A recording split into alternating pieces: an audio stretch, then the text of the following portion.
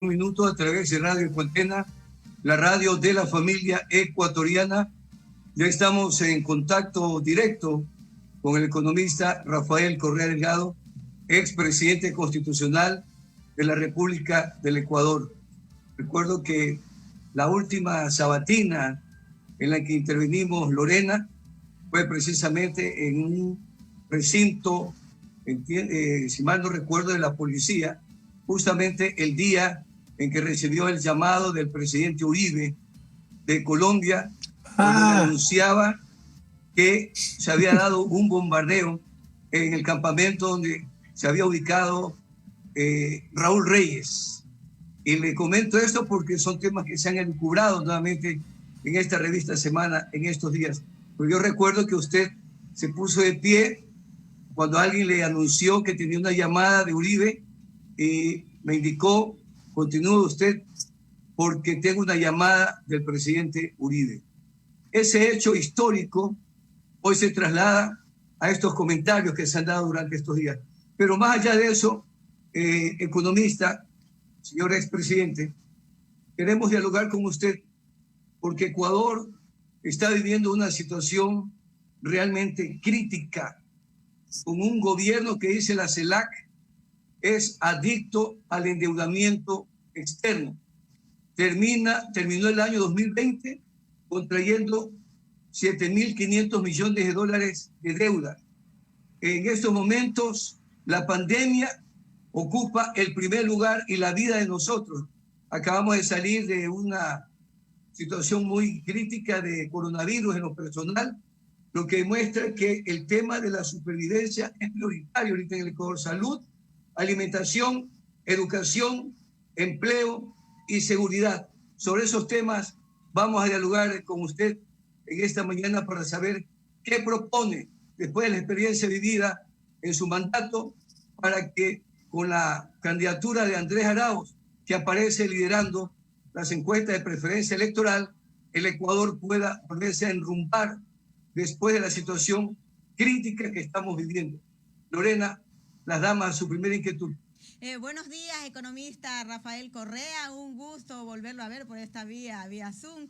Realmente Ecuantena también en estos momentos, su audiencia está en plena sintonía para escuchar las respuestas del expresidente constitucional de la República del Ecuador, economista Rafael Correa Delgado. Mi primera pregunta: estamos en la última semana de campaña y de acuerdo a todas las empresas encuestadoras, el binomio Arauz-Rabascal sería el triunfador este 7 de febrero del 2021. ¿Cómo toma usted el triunfo en caso de que estas encuestadoras no se equivoquen, a pesar también de las trabas que ha tenido para la inscripción, el binomio Arauz-Rabascal, y también en medio de una crisis generalizada tanto en lo económico, en lo político, social y de salud? ¿Cómo toma usted este aparente triunfo? Bueno, primero, muchas gracias por esta entrevista, Lorena, qué gusto verla. Emilio, sinceramente, un gustazo verte. Tú me ayudaste en los primeros días con el enlace sabatino, después tú militas en un partido con el cual no concuerdo, tal vez hubo desencuentros, pero quiero decirte que siempre te considero una buena persona, ¿no? Y mi cariño, el cariño de siempre, un inmenso abrazo. Y bueno, precisando un poco los hechos históricos, cuando me llama Uribe no es para decirme que nos habían bombardeado, nos engañó. Era para decirme que había una patrulla colombiana que había perseguido una columna de la FARC y se habían tenido que meter en nuestro territorio y que la patrulla estaba atrapada. Yo desesperado tratando de buscar helicópteros para ir a ayudar a los policías colombianos. Esto era mentira. Lo que había existido era una masacre, pero sí, tú estuviste en esos momentos históricos. Y ahora resulta que nos financia, ¿cómo es? El ELN, ¿no? Lo de siempre. Por un lado dicen que no hemos robado 70.000 millones de dólares y por otro lado que nos ha prestado 80.000 dólares ELN. Pónganse de acuerdo en que sea para mentir, no hagan mentiras más creíbles. Pero contestando lo que dice Lorena, mira, todas las encuestas nos ponen con primera. Nadie discute quién va a ganar. Lo que se discute es con cuánto y si se gana en una primera vuelta. Tenemos tendencia creciente, Lazo se está desplomando, Yacu también, en el último tracking está bajando. El caso de un poco es Herbas, pero muy incipientemente, y nosotros. Entonces, bueno, tengo mucha esperanza que esto se pueda definir el domingo, 7 de febrero, una sola vuelta. ¿Y por qué? no por vanidosos, no por afán de poder. Nosotros vemos el poder como servicio, por el bien del país. Cada día mueren más de 100 ecuatorianos. Somos el país con menos vacunas por habitante de la América Latina continental. Probablemente solo Haití nos gana. Somos con Perú los dos países con mayor cantidad de muertes por 100.000 habitantes. Dos gobiernos neoliberales. ¿Cuántos muertos más tenemos que esperar? Cada día se deteriora más la economía porque también somos los países donde menos se ha intervenido para evitar o paliar la crisis económica. Este gobierno, en su desesperación, ya cuando se va, quiere hacer pelo y barba, privatizar Banco Central, hasta las antenas de CNT. Entonces sería muy sano, saludable para el país que este 7 de febrero se gane en una sola vuelta, que haya un presidente electo, Andrés Arauz, que le diga basta este gobierno, basta una asamblea que quiere pasar entre gallos y medianoche más leyes para hacer para su bolsillo y para perjuicio del pueblo ecuatoriano, que ya consiga las vacunas como presidente electo, que consiga el financiamiento para reactivar la economía y que ponga fin a esta tragedia. No solo eso, podemos ser un poco más audaces. Con el binomio ya electo, se puede pedir la renuncia en el último acto de decencia de Moreno, o el único que va a tener, que renuncie a su vicepresidenta y pueda asumir el binomio electo y empezar a gobernar desde febrero y sacarnos de esta tragedia.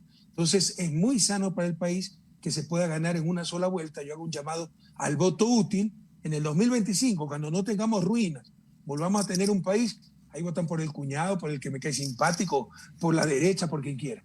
Ahora nos jugamos la vida, hay un claro ganador, Andrés Arauz, hagámoslo ganar en una sola vuelta y que empiecen al menos a incidir, y si es posible a gobernar desde el propio mes de febrero y parar esta tragedia en que nos sumió el peor gobierno de la historia. Economista, ¿no es un riesgo que se anticipe renunciando el presidente Lenín Moreno? Le comento que en meses anteriores surgió una corriente en el país y en redes se la compartió de que efectivamente había una especie de un comité nacional, se había inclusive mencionado el nombre del doctor Francisco Huerta, para que asuma interinamente la presidencia de la República. Esto no puede crear un vacío en el que se aprovechen y desde la Asamblea se pueda nombrar un gobierno transitorio y se aplacen las elecciones, como también por ahí se comenta, algunos estarían pensando, ¿no es un riesgo entrar en ese laberinto, en este país convulsionado políticamente? Es que lo que usted está describiendo es absolutamente inconstitucional, sería un golpe de Estado. Lo que estoy proponiendo es totalmente constitucional. Y no solo eso, ¿no? De esto que yo no me he enterado, pero es volver a las juntas de notables y poner políticos fracasados como Huerta, por Dios. Sería caer de Guatemala, salir de Guatemala para ir a Guatepeor. Mire, por eso se establecieron mecanismos en la Constitución para dar salidas constitucionales a estos grandes fracasos, a los que nos engañaron, a los que nos traicionaron. Es una causal de revocatoria del mandato no haber cumplido con el programa de gobierno. Todos sabemos, es evidente, que ganó las elecciones con nuestro programa de gobierno, el traidor Moreno, lo botó a la basura y adoptó el programa de gobierno de Lazo. Es decir, los que perdieron las elecciones ganaron el poder por la traición de Moreno. Se quiso hacer la revocatoria del mandato constitucional, con el causal muy claro. Incumplir el programa de gobierno, lo bloqueó la Corte Constitucional para proteger a Moreno. En octubre del 2019, gravísima conmoción política y social. Vea lo que dicen los artículos de la Constitución. Puede anticiparse elecciones en caso de grave conmoción política y social, pero prefirieron mantener a Moreno para que siga destruyendo a Correa, para que siga persiguiendo a Correa y nos destruya a todos. Hubiéramos tenido en esta pandemia, en esta crisis, un mucho mejor gobierno con frescura, legitimidad democrática. Entonces, ahora que ya nos destruyó, si se gana en una sola vuelta, sí se puede presionar para que renuncie. Eso es un mecanismo constitucional. Si renuncia, tiene que ser reemplazado, la Asamblea tiene que designar al sucesor y obviamente el sucesor va a ser el binomio democráticamente electo. Entonces, constitucionalmente, si se gana en una sola vuelta, sí se puede presionar para que este gobierno se haga a un costado y lo reemplace el binomio electo y nos empiece a sacar de esta tragedia, como he mencionado. Eso es constitucional. Lo que usted está describiendo, contando de la Junta de Notables, ahora han vuelto esa Junta de Notables de la época de la colonia, con Francisco Huerta, imagínense, tremendo cadáver político, eso es absolutamente inconstitucional. Economista Correa, el economista Andrés Arauz, dentro de sus propuestas, una de sus primeras acciones, ha indicado pues será la entrega de $1,000 para 1 millón de familias. que en estos momentos están en una situación crítica. ¿Con qué sustento económico se llevará a cabo esta propuesta? ¿De dónde saldrá este dinero? De los 8.300 millones que tenemos en un banco en Suiza, el Banco de Basilea. Lorena, Emilio, ¿qué nos pasa? ¿Dónde está la inteligencia nacional? Ah, no, es que esas son reservas. ¿Reservas para qué? La Reserva Monetaria Internacional sirve para garantizar una moneda nacional que ya no tenemos. En Colombia, si usted tiene 3.000 pesos y 3.000 pesos es $1, por ley, toda moneda moderna es convertible, puede ir al Banco Central colombiano y que le cambien los 3.000 pesos por $1, y el Banco Central colombiano tiene la obligación de tener los dólares para respaldar la moneda nacional. ¿Qué moneda nacional tenemos nosotros? ¿Sabe para qué es esa multimillonaria cifra inmovilizada en el Banco de Basilea? Para garantizar la deuda externa, pero no solo la pública, también la privada. Pero la pregunta, ¿no hay obligaciones internas? Es inteligente endeudarse por un lado 16.500 millones con el Fondo Monetario y comprometerse a privatizar hasta el alma, y por otro lado sacar 8.300 millones para garantizar la deuda. O sea, esto es tan inteligente como tener dos gallinitas, la una se me enferma y mato la otra para hacerle un caldito a la enferma. O sea, no tiene sentido. Es economía estúpida, tonta. Esa plata tiene que regresar para trabajar por el pueblo ecuatoriano. No toda, siempre se necesitan reservas de liquidez, pero tampoco 8.300 millones. Eso es 8 puntos del PIB. Ah, no, pero es plata de los depositantes, como han dicho algunos pseudoanalistas. ¿Quién tiene una chequera del Banco Central? En el Banco Central no depositan las personas privadas, los ciudadanos. Ahí está la reserva técnica de los bancos, que nunca se toca, es 25-30%, y el resto son depósitos del propio sector público, del gobierno, de los municipios, de las universidades públicas. ¿De qué estamos hablando? Y en lugar de tener ese dinero público, fruto de deuda, trabajando para reactivar la economía, lo tenemos inmovilizado en el Banco de Basilea, en Suiza, financiando a los suizos en caso de emergencia. ¿Qué mayor emergencia que la que estamos viviendo? Eso es lo que está en juego el próximo 7 de febrero. Esa economía estúpida, torpe, en función de unos cuantos bolsillos, garantizar deuda, o la economía para el bien común, para la grande mayoría. Y quiero decirle otra cosa, esos 1.000 millones, que es un bono de emergencia, $1.000 para 1 millón de mujeres, las familias más pobres, que consumen en Ecuador, no consumen en Miami. Con eso va a pagar lo que fiaron en la tienda. El dueño de la tienda paga el alquiler. El dueño de la casa, que ya no es pobre, vuelve a invitar a su esposa al restaurante. Y el dueño del restaurante ya puede recontratar a los 2 meseros que despidió. Con esa platita los 2 meseros pagan en otra tienda, el otro tendero paga su alquiler en otro edificio, y el dueño, ese otro propietario, invita a su esposa a otro restaurante y se contrata otros 2 meseros más, y así se reactiva la economía y nos beneficiamos todos. Pero esos $1.000, bono de emergencia para 1 millón de familias, 1.000 millones, es menos del 1% del PIB. El salvataje bancario nos costó más del 25%. El salvataje empresarial, llamado securitización, cuando el país adquirió la deuda externa de los privados, nos costó más del 8%. Ahora que es menos del 1%, pero es para los pobres, es el salvataje para tu familia, ahí sí está mal. A otros con esos cuentos. Tengan la certeza, compañeros, que sabemos lo que hacemos y lo hacemos por ustedes. Economista, pero ahí nuevamente entramos en el terreno de la Asamblea Nacional. Y sí, en los últimos meses,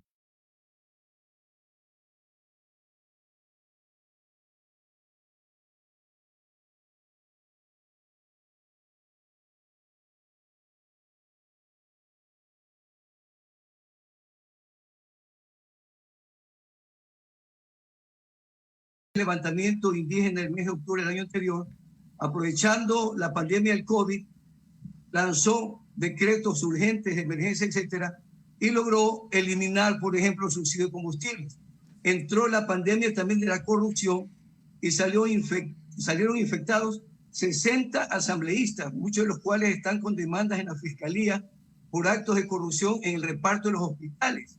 Se hicieron una serie de reformas y cambios.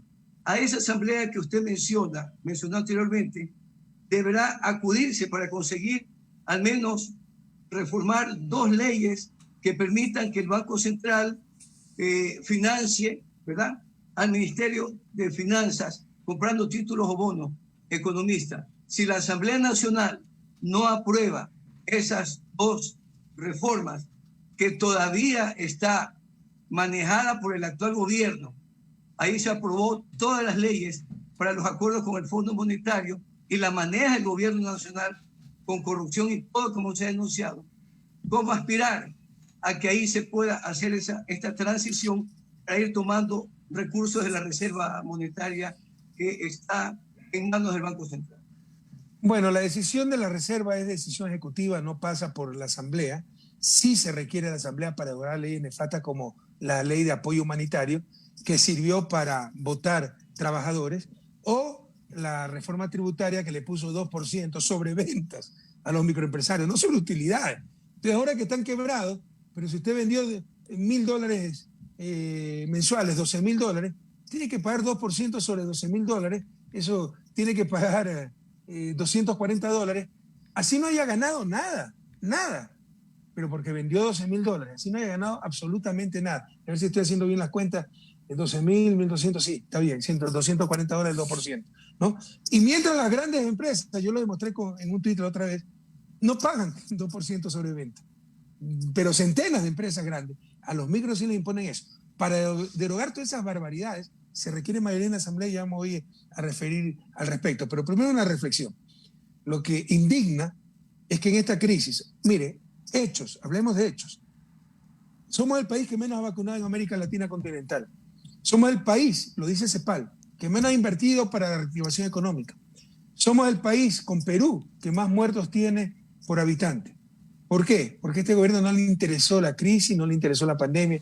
¿Qué le interesó? Aprovechando la crisis, aprovechando la pandemia, como dicen los jóvenes, entucarnos del neoliberalismo y el acuerdo con el fondo. A lo que siempre aspiraron: flexibilización laboral, privatizaciones, disminución del tamaño del Estado votando médicos, votando maestros. Aprovecharon la crisis para hacer eso. Por ejemplo, la regla de oro era cuidar empleo. Eso es lo que han hecho los demás países, eso lo recomiendan todos los organismos internacionales. El primero en empezar a votar gente en plena pandemia, de la forma más cruel, fue el gobierno. ¿Qué se iba a esperar de los empresarios? Descriminar lo que se ha hecho y aprovecharon la pandemia para imponernos el neoliberalismo. Y en esa pandemia surgió ahora sí la corrupción generalizada, tolerada, impulsada del propio gobierno, como el reparto de hospitales. Tú has dicho, Emilio, 60 asambleístas involucrados, y tienes razón, pero solo hay uno preso, 2 con Azuero. ¿Por qué? Porque Diana Salazar, que se va a ir presa también, está encubriendo al gobierno. Y si investigaba a fondo el reparto de hospitales, si iba a media asamblea, perdían la gobernabilidad, la mayoría de la asamblea, y se iba a medio gobierno, porque los hospitales no se repartieron solitos. Los hospitales pertenecen al gobierno, no a los asambleístas. ¿Quién los repartió? Es evidente. María Paula Romo y Moreno. Entonces, si se investigaba a fondo el reparto de hospitales, se iba a media asamblea. Y se iba al gobierno, y no a la casa, a la cárcel. Y le iban a dar la razón al correísmo. Entonces, por eso siguen protegiendo y encubriendo ese caso que es gravísimo. Pero no lo han hecho, no han investigado, porque, le insisto, se iba a media asamblea y se iba todo el gobierno nacional. Cuán diferente sería la situación si se hubiera actuado de acuerdo con la ley. Entonces, para reformas legales que tú has dicho, derogar la ley de apoyo humanitario, derogar esa reforma tributaria tan torpemente hecha, 2% sobre las ventas de los microempresarios, e incluso para hacer la reforma tributaria, para financiar también el rescate de la economía, los 1.000 millones para las familias más pobres, se requiere pasar por la Asamblea. ¿Qué reforma tributaria? Que paguen, pues, no 2% los microempresarios sobre ventas, 2% las grandes fortunas sobre la riqueza. Que paguen aquellos que han generado centenas de millones de utilidades, como los bancos, que han ganado más de 230 millones de dólares. Los que más tienen, que más paguen para superar la crisis, pero para todo eso se necesita reforma legal y se necesita mayoría en la Asamblea. Mayoría que va a ser más difícil de obtener, porque como son unos sinvergüenzas, no les importa el país, por perjudicarnos a nosotros, para potenciar la corrupción, para evitar la gobernabilidad y derogar las leyes nefastas que han impuesto, cambiaron el método de asignación de escaños. Ya no es el método de Hunt. Con el método de Hunt, si habían 2 legisladores en una provincia, usted sacaba 40%, el otro 19%, le ganaba más de 2-1, los 2 legisladores eran suyos. Ahora tiene que ganar más de 3-1. Si es 40-14, el uno se lleva usted, el otro el de 14. Debe ganar 40-13 para llevarse los 2 legisladores. Con la misma votación del 2017, cuando obtuvimos 74 asambleístas, con esta nueva distribución de escaños, solo tendríamos 55. De un plumazo nos robaron 19 asambleístas. ¿Para qué? Para perjudicarnos, pero dispersar la asamblea, que sea más difícil obtener mayoría para derogar sus leyes nefastas y también para potenciar la corrupción. Porque si antes pedían un hospital, ahora que va a ser más difícil lograr mayoría, van a pedir 3 hospitales. ¿Cuál es la respuesta a todas estas trapacerías? a toda esta sinvergüencería, con más ganas el próximo domingo, todito uno, y obtener mayoría pese al cambio en asignación de escaños. Economista Correa, durante la pandemia siempre me pregunté, y me imagino que muchos ciudadanos también se hacían la misma pregunta, ¿cómo hubiese actuado Rafael Correa en el manejo de la crisis sanitaria en plena pandemia, donde hubo muchos muertos, especialmente en la ciudad de Guayaquil, donde los muertos se daban en sus casas y también fuera de los hospitales por falta de atención? Incluso los cadáveres se perdieron. ¿Cómo hubiese actuado usted frente a esta crítica situación dolorosa que le tocó vivir al país y especialmente la ciudad de Guayaquil? Mira, correístas, y sobre todo los anticorreístas, saben bien que si hubiera sido presidente ya tendríamos millones de vacunas. Y no estamos inventando nada, ya lo hicimos en el 2009 con la epidemia de la gripe porcina, cuando fuimos el primer país en reaccionar en América Latina. Nos abastecimos de medicina que la repartíamos gratuitamente. Pero otra cosa muy importante, reaccionamos colectivamente, regionalmente, gracias a la UNASUR, al Consejo de Salud de la UNASUR. Se reunieron los ministros de Salud en Río de Janeiro y tuvimos una estrategia regional. Ahora estos sinvergüenzas destruyeron UNASUR. ¿Y cómo reacciona la región? Con Perú moviéndonos los tanques a la frontera para evitar que pasen los ecuatorianos contaminados el año pasado y ahora que pasen los venezolanos contaminados. ¿Cuánto daño han hecho? Usted mencionó el caso de los ataúdes. Ya le voy a contestar su pregunta técnicamente, pero algunas veces los ejemplos son más ilustrativos. Recuerde que ni siquiera había ataúdes para enterrar a los muertos. Y los patricios guayaquileños, con su generosidad siempre, donaron cartones para que los muertos entierren, para que los pobres entierren a sus muertos, sus seres queridos.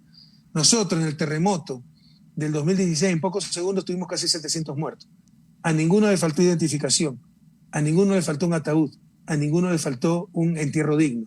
Porque en estado de emergencia es como en la guerra. Si usted tiene una empresa que fabrica ollas, le ordena, no es que le solicita, le ordena que produzca balas para defender a la patria y después veremos si le podemos pagar.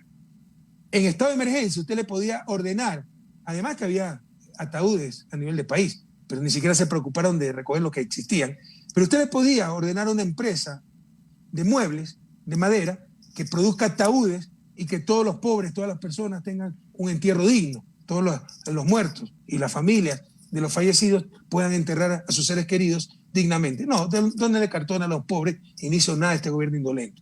¿Qué hubiéramos hecho diferente? Sinceramente todo. Aquí ha habido negligencia criminal.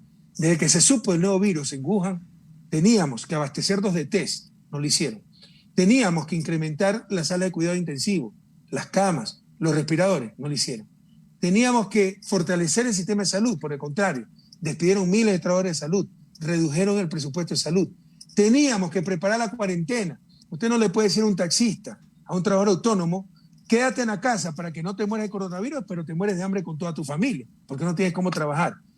Teníamos que preparar todo un mecanismo para llevar víveres a esa familia para que se queden a casa, como hicieron muchos otros países. Pero no solo eso, ahí se mataba a 2 pájaros de un solo tiro. La gente se quedaba en sus casas, pero si esos alimentos se compraban al pequeño agricultor, la leche al pequeño ganadero, los bienes de primera necesidad de la economía popular y solidaria, se mantenía el empleo, la actividad económica, no había la crisis como la vemos en la profundidad actual, pero nada de eso hizo el gobierno actual. O sea, se pudo hacer muchísimas más cosas. Realmente ha habido negligencia criminal en el manejo de la crisis. Si nosotros no hemos sido gobierno, lo hemos demostrado en el terremoto, en la epidemia de H1N1 en el año 2009, lo hubiéramos hecho de manera mucho más eficiente y todo el mundo sabe que si hubiera sido presidente, ya el pueblo ecuatoriano tuviera millones de vacunas para proteger su vida. El tema de la pandemia, economista, es el primer tema que hoy preocupa porque es la vida de nosotros los ecuatorianos que está en riesgo. La capital de la República ahorita está con un ascenso tremendo de contaminación. Ya se habla que vamos superando los 250.000 ecuatorianos contaminados. En Guayaquil últimamente volvió a repuntar. Hay incertidumbre en la población, inclusive para salir a votar de muchos, especialmente ecuatorianos de la tercera edad, aunque tienen enfermedades con riesgo, etcétera, etcétera. Pero eso nos lleva nuevamente a preguntarle, porque el candidato presidencial, economista Andrés Arauz, dijo inicialmente que iba de Argentina a establecer un acuerdo para traer más de 400.000 vacunas a la República del Ecuador. Eso ya ha merecido una respuesta del gobierno argentino de que ellos pueden ayudar a aconsejar, pero que no están en condiciones porque todavía no las tienen. Hace 48 horas se reveló que Rusia ha logrado elaborar una vacuna con el 91% de seguridad.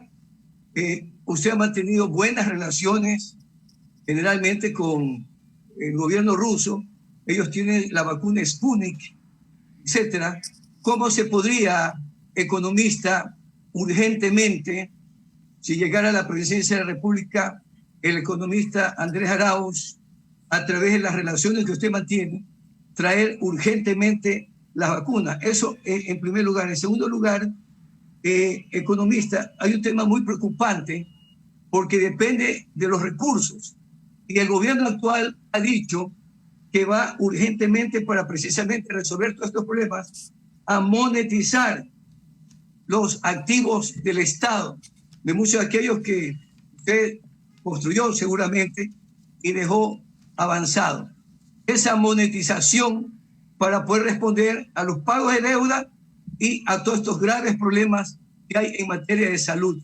¿Cómo equilibrar estos temas y cómo traer las vacunas de Rusia si ya Rusia tiene la vacuna efectiva? Empecemos por lo segundo. Para poder atender nuestras obligaciones, tener ingresos fiscales, hay que reactivar la economía, porque eso aumenta los impuestos. Esto están destrozando la economía. Esto es monetizar los activos, le hace privatizar.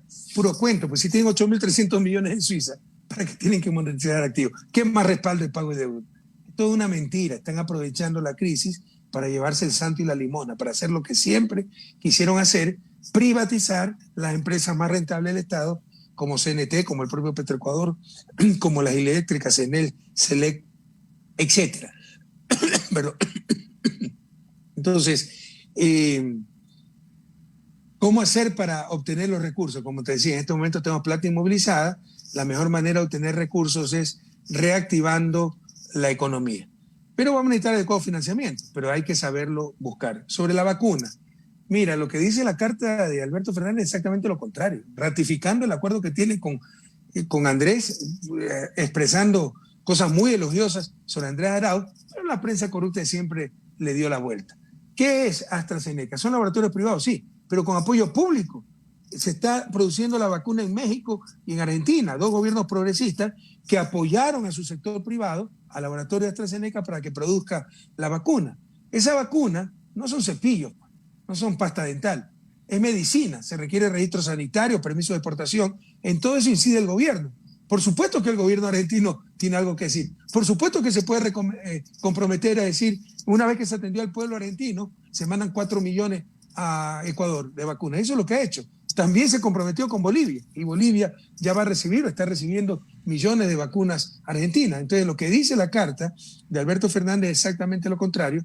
Hay dinero inmovilizado para obtener estas vacunas, y si no lo hubiera, hay que buscarlo. Pero hay 8.300 millones en Suiza, y la mejor manera de generar ingresos es reactivando la economía, porque eso le permite al Estado recuperar impuestos, recaudar impuestos. Economista, el economista Andrés Arauz ha manifestado que usted sería su asesor en un eventual gobierno de él. ¿Cuál sería su recomendación en el ámbito económico para sacar al país de la crisis en un escenario en que, por ejemplo, los grandes grupos de poder quieran boicotear la economía que emprende el nuevo gobierno? Mire, se volvió una idea importante en la respuesta anterior, porque siempre la gente dice que cuando tengo entrevistas aprende algo. Y en buena hora, yo quisiera transmitir conocimiento, no solo información, formación. Usted tiene que hacer la diferencia entre liquidez y solvencia, ¿ya? Liquidez es que tengo $2.000 en el bolsillo para el caso de emergencia si mi hijo se me enferma. Pero pueden ser $2.000 porque me prestó el vecino, no de ahorro. Liquidez no es ahorro, como algunos confunden, ¿no? Es tener circulante, ¿no? Cash, ¿no? Entonces, pero puede ser fruto de un préstamo.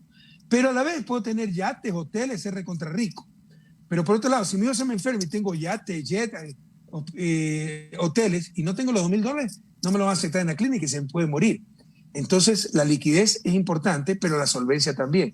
Las empresas deben ser solventes, pero pueden quebrar por falta de liquidez. Lo mismo le pasa a un país. Un país puede ser solvente, pero siempre se requiere liquidez, pero razonable liquidez. Pero ahora, ¿qué es lo que quieren? Porque somos solventes, tenemos empresas públicas, privatizarlas para obtener liquidez. Hay otras formas de obtener esa liquidez. Es el pretexto para llevarse el santo y la limona, para privatizar el patrimonio, la riqueza, la solvencia nacional. Sobre la recomendación, creo que es lo obvio. Además de vacunar y salvar vidas, recuperar la economía, empleo y más empleo. Esto no es recomendación, en verdad, porque todos estamos de acuerdo. Andrés sabe perfectamente lo que tiene que hacer. Hemos preparado el plan de rescate juntos. Es un plan muy poderoso de 8.475 millones de dólares, 1.000 millones para el bono de emergencia, ya lo hemos explicado, 3.000 millones para las cooperativas y la banca, para créditos que reactiven la economía, pero sobre todo para microempresa, pequeña empresa, economía popular y solidaria, por una sencilla razón. Son las mayores generadores de mano de obra. En la gran industria, por cada $10.000 a las finales genera un puesto de trabajo. En la economía popular y solidaria, a las finales con $1.000, $2.000 puede generar ese puesto de trabajo. Por eso se van a priorizar esos sectores. 3.000 millones serán para los gobiernos autónomos descentralizados, que con la obra pública también son altos generadores de mano de obra. Cuando un municipio adoquina una calle, tiene que contratar trabajadores, además del que fabrica los adoquines. Todo eso genera puestos de trabajo. Y 1.000 millones para copago de la nómina de trabajadores, como se está haciendo en muchos países. Hemos hablado de Argentina. En Argentina se está haciendo esto. Usted no le puede exigir a un dueño de un restaurante, manténme tus 6 trabajadores así no vendas nada, ni un plato de arroz por día. Tiene que apoyarlo. Entonces, ese apoyo va a ser, te pagamos la mitad de la nómina hasta que te estabilices. Para eso van a ser 1.000 millones de dólares. Y 475 millones para recontratar trabajadores públicos criminalmente, perversamente, cruelmente despedidos en plena pandemia. Entre ellos muchos médicos, muchos maestros. Se recontratará a esa gente. Entonces, más que recomendación, este es el plan de rescate de la economía, que ya lo tenemos planificado con Andrés, lo ha venido anunciando. ¿Hay gente que lo quiere boicotear? Por supuesto. Hay gente que nos quiere seguir haciendo creer que mientras menos Estado mejor, que incluso en tremenda pandemia no hay que dar un bono de emergencia, que eso es paternalismo, las frases trilladas, ¿no? Que hay que dar la caña y no el pescado. Sí, pero si se está muriendo de hambre tienes que darle pescado. Y luego la caña para enseñar a pescar. Y luego enseñar a fabricar la caña. Y luego enseñar a criar pescados en cautiverio. Y luego enseñar el mejoramiento genético con biotecnología de esos pescados. Pero si se está muriendo de hambre, dale el pescado. O sea, no, aquí no hay misterio de que se den de esos lugares comunes, de esos discursos gastados, de esas frases trilladas. Sabemos lo que hacemos y lo hacemos por ustedes. Economista, en Europa, en Suiza, la semana anterior se reunió en Davos la cúpula mundial de las chequeras más bravas del planeta y de los países más poderosos para hablar de cómo recomponer las economías en medio de la pandemia. Y en las recomendaciones que hacen, hablan precisamente de una política verde, hablan mucho de la protección del medio ambiente por el problema del oxígeno, del agua, etcétera, y hablan de los acuerdos público-privados. Acá en el Ecuador, yo recuerdo que una de las tareas que usted propuso cuando inició su gobierno fue la revolución agraria y creó las escuelas de la revolución agraria, las ERAs, en las que muchos periodistas, particularmente, estuvimos en reuniones cubriendo, entrevistando a los agricultores, campesinos, etc. Pero al finalizar el gobierno, usted reconoció públicamente que no había podido lograr aquello que había manifestado cuando habló del cambio de matriz productiva, dejar de ser un país dependiente de la exportación del petróleo, extractivismo y hacer la revolución agraria. Hoy esta pandemia pone en segundo lugar la alimentación y es la que nos sostuvo con vida a los ecuatorianos, porque aquí fuera de nuestra casa llegaban los campesinos con las camionetas con verde, con yuca, con naranja, etc. ¿Por qué no he escuchado, economista, una posición radical en el tema del cambio de matriz productiva al economista Andrés Arauz para decir lo que está proponiendo el Foro Agropecuario, lo que está proponiendo el Código Orgánico Integral Agropecuario, Por ahí se aprovechó el señor Litardo de la Asamblea para andar promocionando con eso simpatías electorales. Pero una cosa muy seria, como periodista hemos participado en esos foros agropecuarios. ¿Por qué no ser radical en este tema, economista, y no seguir jugando al extractivismo, a los arreglos con las empresas mineras que quedaron acá operando, como la del Mirador, como la de los chinos, que usted firmó ciertos acuerdos también con ellos, pero que lamentablemente ha creado en muchos de estos candidatos expectativas falsas de que vamos con la minería a resolver problemas? Y en el Ecuador hay gravísimas denuncias y hay una consulta popular en Azoy por el agua. ¿Por qué no ser radicales? Y ahora sí, economista, con el gobierno de ganar Andrés Arauz, pueda hacerse la revolución agropecuaria para rescatar al pequeño mediano productor y el Ecuador convertirse en un gran país que no alimente las chequeras de los grandes exportadores industriales de los alimentos, sino el pequeño y mediano productor que es explotado hasta ahora, economista. Siga usted. Bueno, empecemos por el final. Tú has dicho muchas cosas, pero sí hemos sido radicales. Carlos Rabajal se pasa hablando de la asociatividad, de la cuestión productiva agrícola, que hay que impulsar la asociatividad, el cooperativismo, entre otras muchas cosas. Está en nuestro plan de gobierno. Algunas precisiones. Yo reconocí que no habíamos avanzado en la revolución agraria, al igual que habíamos avanzado en otras revoluciones, vial, energética, pero en el 2013. Y de ahí nos dedicamos a fondo a recuperar y a impulsar mucho más el sector agropecuario y logramos un cambio profundo en el sector agropecuario. Ahora todo es retroceso, pero eliminaron la Empresa Nacional de Almacenamiento, pero nosotros impulsamos mucho el mejoramiento genético, porque no nos engañemos, ¿no? Suena bonito, romántico decir, el problema del sector agrícola es la tierra, el problema del sector agrícola es la propiedad de la tierra. Dimos centenas de miles de títulos de propiedad. El problema del sector agrícola es el agua. Hicimos proyectos de riego por todo el país. Todo eso es cierto, pero el principal problema es la productividad. Y para mejorar la productividad tenemos que mejorar la semilla.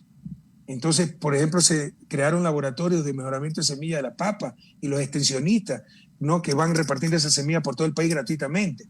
El problema del sector ganadero también la baja productividad. Entonces, el mejoramiento genético, las pajillas, todo eso, lo he visto, no es que me lo han contado. No, todo eso se priorizó, pero tú tienes razón. Si alguien tenía alguna duda sobre la prioridad de los alimentos, nos la disipó esta pandemia. Tan sencillo como esto, lo que me escuchan, ¿no? Si ustedes tenían que quedarse 6 meses en la casa, sin poder salir por el miedo a contagiarse, ¿con qué preferían quedarse? ¿Con un quintal de papas o un quintal de billetes? Con el quintal de papas, ¿verdad? Porque podían cocinar la papa y comérsela. El billete no se lo pueden comer. Esta pandemia nos enseña lo que es verdaderamente prioritario, lo necesario para la vida, y eso es la alimentación y la importancia del sector rural, el sector agrícola y el sector pecuario. Emmanuel Macron, presidente de Francia, incluso llegó a decir que es tan importante la agricultura que no puede estar en manos del mercado. No es una simple mercancía, es la propia vida. Lo dice la Constitución, debemos lograr la soberanía alimenticia, dejemos de tonterías que, no, yo soy más productivo para hacer medias, calcetines, me dedico solo a hacer medias, tú eres más productivo para generar alimentos, yo me dedico a las medias, te vendo medias y tú me vendes alimentos. Sí, y el rato que se derrumba el mercado no me puedo comer la media. Debemos tener soberanía alimentaria, debemos garantizar una suficiente producción de alimentos y variedad, no solo cantidad, en el sector agrícola y en el sector pecuario. Ojalá nos haya enseñado esta crisis eso, y nosotros lo tenemos clarísimo, y hay un poderoso plan de apoyo al sector agropecuario, impulsando la asociatividad, pero la infraestructura, el riesgo, tecnología, crédito, almacenamiento, precios de sustentación, caminos vecinales, pero sobre todo incremento de productividad. Todo esto reúne incremento de productividad, pero también significa mejoramiento genético en el caso de ganadería y mejoramiento de semillas en el caso de la agricultura. Tú mencionaste el extractivismo. El extractivismo no es malo, Emilio. No nos hagamos daño a nosotros mismos. Es que el proyecto Mirador y Fruta del Norte, hay quejas. Sí, pues este gobierno eliminó, entre otras cosas, la Agencia de Regulación y Control. No hay quien regule la minería. Y obviamente la minería debe estar regulada. Pero nosotros tenemos un potencial minero como el de Chile. Chile exporta 50.000 millones de minerales, nosotros 300 millones. Ahí puede estar la gran clave para salir de su desarrollo, como le pasó a Australia. Australia en el siglo XX, inicio del siglo XX, era menos desarrollado que Argentina. Ahora es un país del primer mundo. Gracias en gran medida a la minería responsable, que fue la clave para que dé el salto hacia el desarrollo a Australia. Canadá, de los países más desarrollados del mundo, con mayor capital ambiental del mundo, el país con mayor cantidad de agua dulce del mundo, tiene minería, pero minería responsable. Un país socialista de izquierda como Cuba tiene minería a cielo abierto incluso, pero minería responsable. No nos neguemos el futuro a nosotros mismos. No por botar el agua sucia, botemos de la bañera, la botamos con bebé y todo. No, si algo se ha hecho mal hay que corregirlo. Hay que controlar los excesos de la minería. Se eliminó la Agencia de Regulación y Control, hay que volverla a crear, hay que exigirle que cuiden los carreteros, se cayó la otra vez un puente en Zamora, pero no por eso vamos a dejar de utilizar nuestra riqueza minera, que es gran parte del futuro de Ecuador, es una gran oportunidad para salir de su desarrollo. Pero el extractivismo, si superar el extractivismo no es, el infantilismo de cerrar el petróleo en las minas, es movilizar esos recursos para generar otras fuentes de riqueza, la industria, la agricultura responsable, el turismo, la industria cultural, pero se requieren de esos recursos, no nos engañemos. Finalmente, tú hablaste de Davos. Bueno, es chic hablar de la economía verde, eso significa con cuidado del medio ambiente, pero el neoliberalismo, el individualismo exacerbado jamás va a solucionar ese problema. Se requiere una lógica comunitaria. Sam Huntington llamó la cultura Davos, el homo economicus, gente que solo busca maximizar riqueza, gente que busca solo la competencia, el individualismo. Con esa lógica pueden decir lo que quieran, los discursos que quieran. Nunca vamos a tener una economía verde, nunca vamos a tener cuidado de la naturaleza, por el contrario, destrucción de la naturaleza. Hay que salir de la lógica Davos, de la cultura Davos, para cuidar el único planeta que tenemos. Economista, mi última inquietud para garantizar, como indicaba Emilio y usted, lo que lleguen los alimentos a las grandes ciudades, se necesitan un plan vial en buen estado. Usted hizo una gran obra vial, eso lo reconocen hasta sus detractores, pero sin embargo hoy esas vías están deterioradas por falta de mantenimiento vial, lo que de una u otra manera perjudica al turismo interno y a la producción en general, que en estos momentos han bajado por falta de mantenimiento. Asimismo, quería preguntarle si en un gobierno de Arauz se va a retomar la construcción de las vías de primer orden, también la construcción de las escuelas del milenio y también la construcción de más hospitales que en esta pandemia fueron calificados por muchos como elefantes blancos. Gracias a Dios existieron esos elefantes blancos, como el Hospital del Guasmo, de Monte Sinaí, la repotenciación del hospital universitario, el nuevo hospital del 10 Los Ceibos. Ahí nomás van como 2.000 camas nuevas para Guayaquil. Si los muertos estaban en las aceras, imagina dónde hubieran estado los miles de muertos adicionales si no hubiéramos tenido esas 2.000 camas hospitalarias que hicimos para Guayaquil. Porque Guayaquil prácticamente no tenía hospitales públicos. Todo era de la Junta de Beneficencia. No se había hecho un hospital público en 50 años, porque toda la Junta de Beneficencia, como su nombre lo indica, beneficencia. Guayaquil no necesita beneficencia. Bienvenida a la beneficencia, pero como complemento. Pero en lo esencial, Guayaquil no necesita beneficencia, necesita justicia. Y la salud es un derecho, no es algo que alguien se lo da por beneficencia, por caridad, porque es generoso. No, es algo que nadie se lo puede quitar y lo tiene que garantizar el Estado. Sobre las vías deterioradas, mire, dele el Mercedes-Benz de última tecnología, nuevo, impecable, a un inepto que no sabe conducir y es un irresponsable y maneja borracho, verá que a los 2 años está destrozado porque no le ha puesto gasolina, no le ha cambiado aceite, no le ha hecho balanceo a las llantas y manejando en estado etílico lo ha estrellado contra un árbol. Entonces puede darle las mejores carreteras, pero si no tenemos gobierno se van a deteriorar. Pero además es deliberado, porque ¿qué es lo que quieren que diga la ciudadanía? No, el sector público no sirve, hay que privatizarlo y concesionar esas vías y ponerle peaje. Y yo no tengo ningún problema con vías privadas, siempre y cuando las construyan ellos. Pero las construye el Estado y van solo a administrar el negocio. Así que no caigan en esa trampa, voten por Andrés Arauz y verán cómo volveremos a tener vías de primer orden. Y usted ha hablado de la inversión pública, carreteras, escuelas, hospitales, es fundamental. No, que lo puede hacer el sector privado.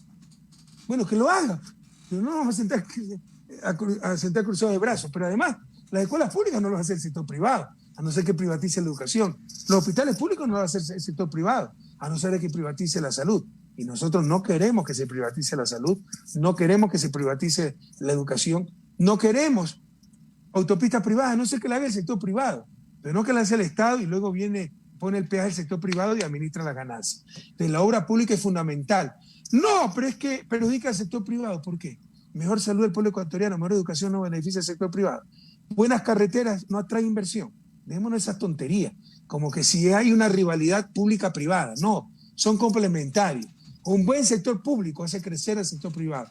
Un buen sector privado que pague impuestos, que genere empleo, que afilie a la seguridad social, hace crecer al sector público. Y creciendo el sector público y privado, crece la sociedad y todos tenemos un vivir mejor. Todos tenemos bienestar. Ojalá haya sido clara mi explicación. Economista, hemos llegado a la parte final, pero tenemos un mensaje importante, más que pregunta.